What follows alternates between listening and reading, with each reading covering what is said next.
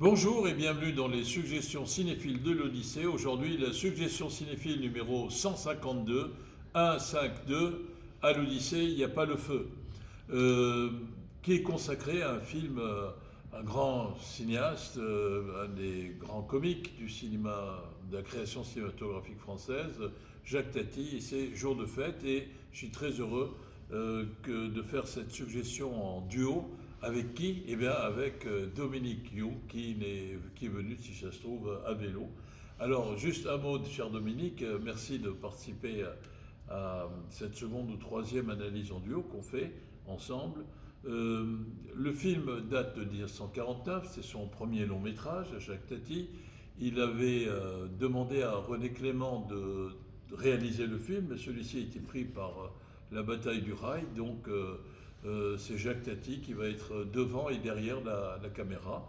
Et l'action va se dérouler dans un petit village du centre de la France qui s'appelle Sainte-Sévère-sur-Indre.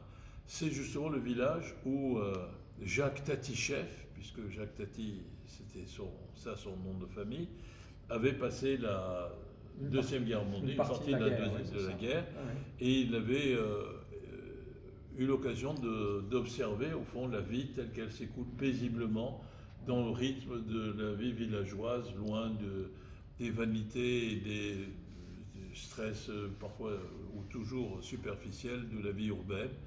Et donc c'est un film qui va rendre hommage au fond et utiliser toutes les observations qu'il avait enregistrées et qu'on retrouve pendant la guerre et qu'on retrouve dans le film. Alors, tu as la parole, cher Dominique. Oui, alors bon, moi je trouve que c'est un film très sympathique et en plus très agréable à regarder en cette période de confinement ou de couvre-feu.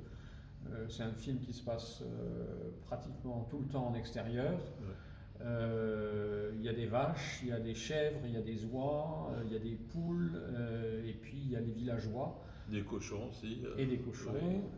Il y a une ambiance villageoise un peu à la Douaneau, hein, Ouais. ou en tout cas les premières années de Douaneau, avec les enfants en culottes courtes et chaussettes longues. Il y a une ambiance très, pour nous, un peu la France rurale.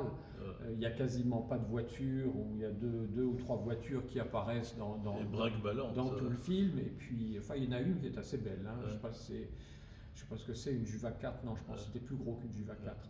Mais sinon, le personnage central, c'est le facteur. Et puis, le personnage central, je dirais, c'est aussi le vélo, effectivement. Bon, moi, effectivement, qui suis cycliste dans la vie quotidienne, je suis absolument effaré par tous les gags à vélo qu'il y a. Et je m'interroge toujours, ça doit faire, je sais pas, la quatrième ou cinquième fois que je vois ce film, et je m'interroge toujours sur les trucages qui sont nécessaires pour que le vélo circule tout seul dans ces rues en pente et avec des tournants. Et le vélo est un personnage à lui tout seul, il a l'air animé quand Tati court après lui. Donc effectivement, moi je trouve que c'est un film sympathique, un film plein d'oxygène, plein d'entrain, on ne se pose pas de questions, hein, il n'y a pas de choses philosophiques. Et je trouve que ce qui est intéressant aussi, c'est de le penser dans la filmographie de Tati, puis c'est un des tout premiers. Tu l'as dit, il est sorti en 49, je crois qu'il a été tourné en 47, et donc on est 20 ans après le premier film sonore. Et je trouve qu'il y a encore beaucoup dans la façon de filmer, dans la scénographie, beaucoup de gags qui doivent énormément à la tradition du cinéma muet, hein, avec les charrettes qui montent, les bras de charrette qui montent et qui descendent, la garde-barrière avec le vélo tout d'un coup qui est accroché, à 5 mètres de hauteur. Il y a des tas de choses qui sont minutées comme les gags de Charlot ou les gags de Laurel et Hardy. Hein. On n'est pas loin non plus des tartes à la crème.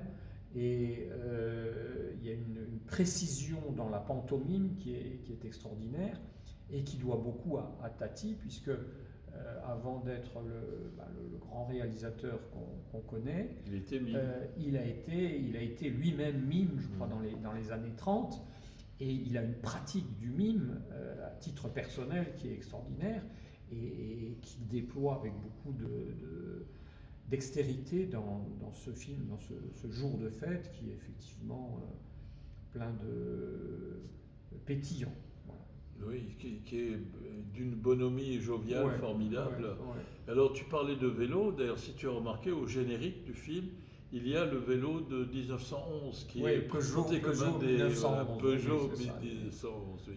Et puis c'est un Peugeot aussi avec un grelot qui participe à la musique du film. C'est pas une sonnette, c'est un grelot qui se promène autour du guidon et qui est partie prenante de l'ambiance sonore de ce film. Tout à fait. Alors tu as dit effectivement qu'il avait été mime. Et donc quand on est mime, justement, c'est plus sur la gestuelle du corps que l'on s'appuie que sur l'articulation de son, c'est-à-dire la parole.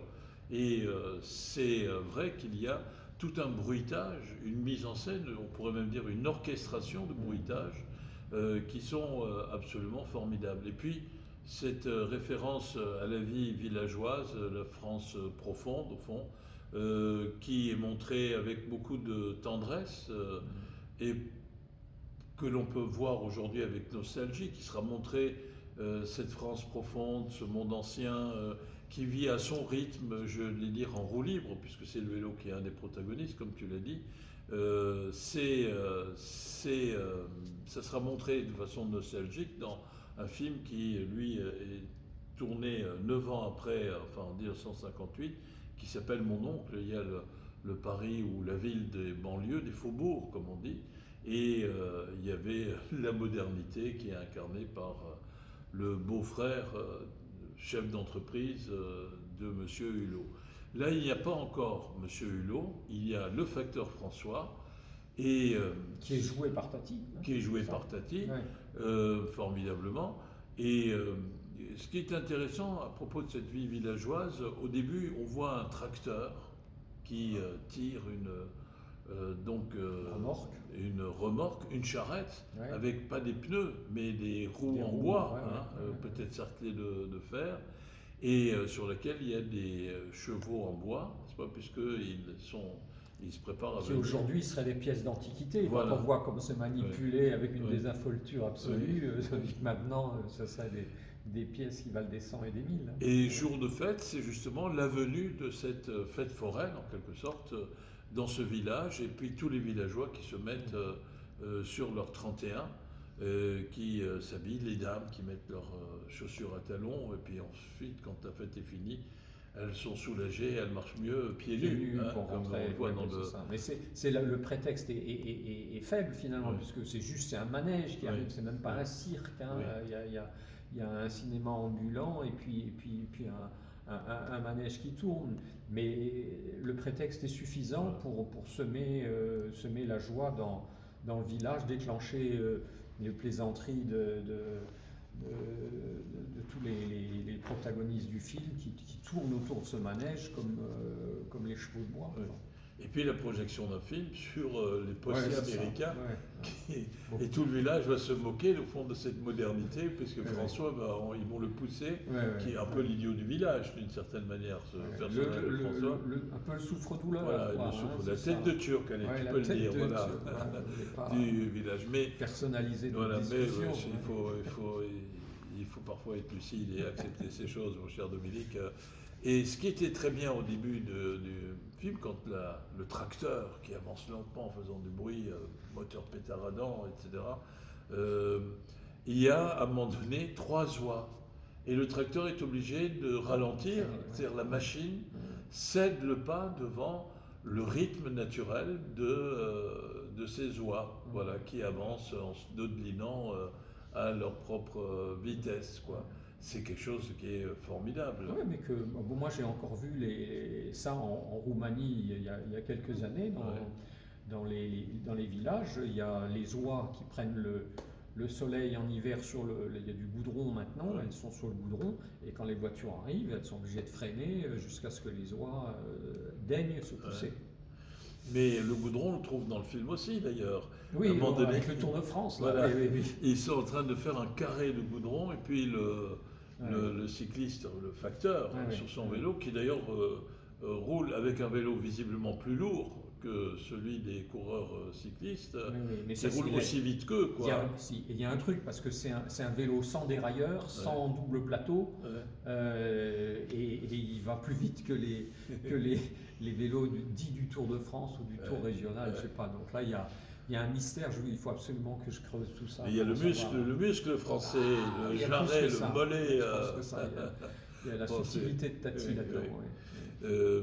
Et au fond, on a l'impression de voir, pas la collision, mais la rencontre d'une France qui a les apparences de la France éternelle, alors que ce rythme villageois qui est conforme au rythme de la nature, et puis les ingrédients d'une modernité qui est aussi déclinée sur le plan, sur le mode un peu désuet d'une plouquitude sympathique, quoi. Parce que la fête foraine, elle n'est pas très très raffinée. Elle n'est pas raffinée, mais en même temps, il y a une espèce de bonhomie Voilà. et de premier degré, c'est-à-dire que on prend la vie comme elle vient, avec les plaisanteries, puis on s'arrange pour regarder le bon côté des choses. C'est un film très optimiste de ce point de vue-là. On n'est pas tout le temps à se dire on pourrait avoir mieux et plus sophistiqué, et puis ça fait aussi la joie immédiate comme ça, sans se projeter dans la métaphysique. Oui, et tu vois, en même temps, il y a cette chose qui est tellement source de fraîcheur, ces enfants dans le film. Oui. Moi, je vais te livrer un souvenir personnel. Mon père me racontait que quand ils étaient enfants, au début des années 1920, ils jouaient aux cow-boys et aux Indiens, et la diligence, c'était une chaise, deux chaises mises sur une table.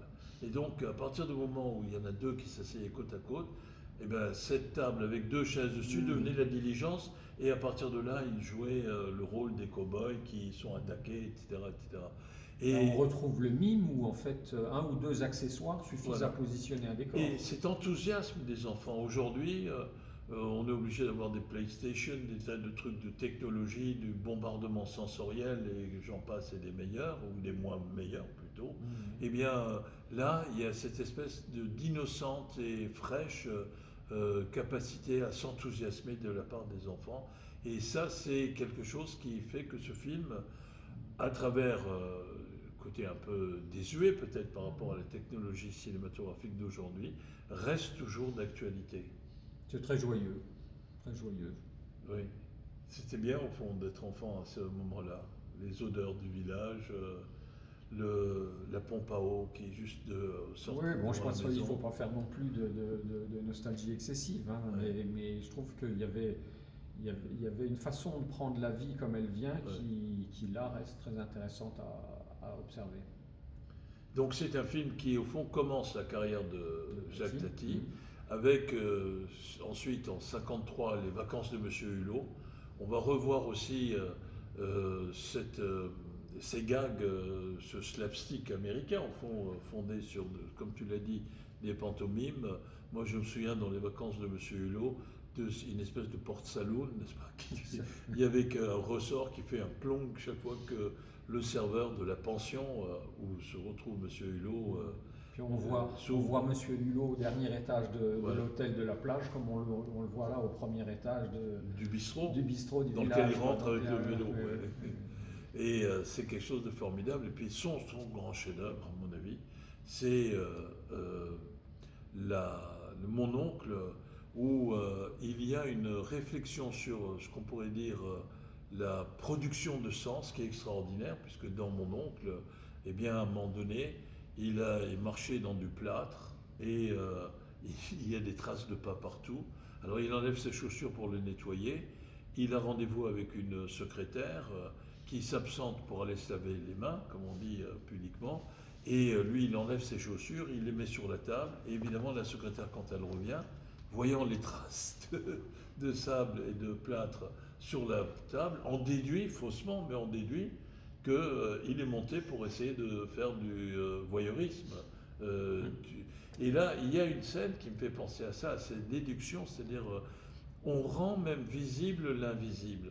Il y a une scène à un moment donné où il est à vélo et il est observé sur une petite, pas une colline, mais un petit monticule, par un paysan qui est en train de faucher l'herbe. Et à un moment donné, on voit Hulot qui se bat, il y a le bruitage avec une guêpe probablement, et puis un peu après, alors donc le paysan croit qu'il lui fait des signes, parce que lui il ne comprend pas, et un peu après on voit le paysan qui a surtout fait des signes parce que la guêpe est on rejoint le pantomime là, clairement. Voilà. C'est un moment extraordinaire dans le film. Alors écoute, je vais te laisser le soin de dire le mot de la fin pour ce film. Peut-être que on essaiera de parler des vacances de Monsieur Hulot, si on a l'occasion prochainement, dans une autre analyse à duo, sans se spécialiser. Et ce que je trouve très intéressant, c'est de voir la différence entre ce film Jour de fête et l'évolution après avec les vacances de Monsieur Hulot, et puis terminer avec Playtime. Je trouve que ça donne une palette extraordinaire à l'œuvre de Tati, qui est dans des registres très différents.